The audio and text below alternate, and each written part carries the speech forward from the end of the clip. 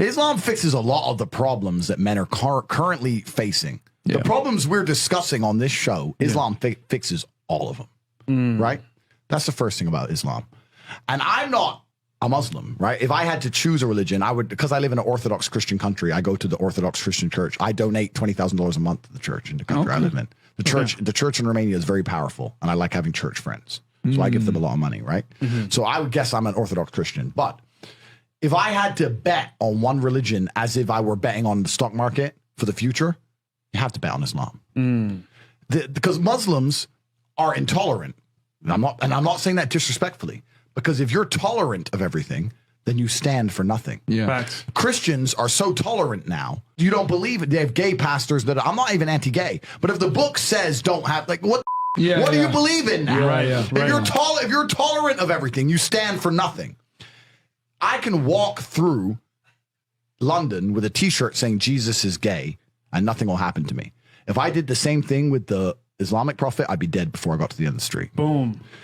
That's how much they believe and respect. And I respect people who stick up for what they believe in. Yeah. It's not even about me believing in it. I respect them because they believe and they will defend.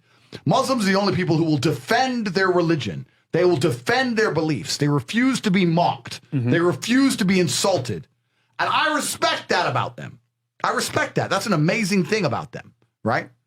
And the third point is, and I've been all around the world, some of the best countries in the world today are the first world Muslim nations. Yeah. Qatar, you can go to Qatar, you can fall asleep with $1 million on your lap in the middle of the street. Nothing's going to happen to you. Saudi Arabia as well. well. You can go to Saudi, nothing will happen to you. You can go to Dubai, UAE, nothing's going to happen to you. They leave their cars parked with the keys inside. It's so safe. Yeah. Wow. Yeah. It's so safe.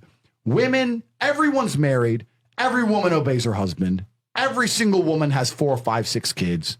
Big families, all the things we're talking about, all the problems we have here, right? They've got none of that, none of it, because of Islam. Islam keeps society in the role where women obey their man, women have children, women have big families, women are exceptionally happy to do so. Yes. Before some Western girl comes in here and runs her mouth, the Islamic women are happier than any you're going to see in the club tonight. They're very true. They're happy. Society is functioning. Their population is growing because in most Western countries, the population is declining. Yep. Tim Cass was talking about it today. I was talking. We were 2 people have 1 kid. kid. Doesn't work. Doesn't work, right? 2 people need to have 3.1 kids because people die, right? People die prematurely, blah, blah, blah, blah. Yeah. So we have population problems in the West. They have none of the population problems. Society is functioning. And that's what society is. Society starts at the smallest possible group. You have families, and families make a street, and that street makes a village, and that village makes a town, that town makes a city, and that city makes a country. So if it's broken at the very fundamental level, if its family level's broken, then it's broken the whole way up. Yep. And that's what's happened in the West. And the first world Islamic countries have none of those problems. So if you're going to talk about a belief system that fixes issues, you need to go to Islam. And I will say this that will fix everything. In fact, I just have even though I wouldn't identify as Muslim, I have absolute respect for the ideology, respect for the mentality, respect for the warrior aspect of it. I respect it. They don't play. They don't play. You can't insult their shit.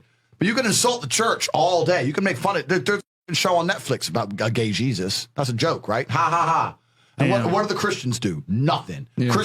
Christianity is a dead religion. If you're a Christian, and I'm saying this as a Christian myself, Christianity is a dead religion which is confined to the history books. It's dying out. Your own Pope.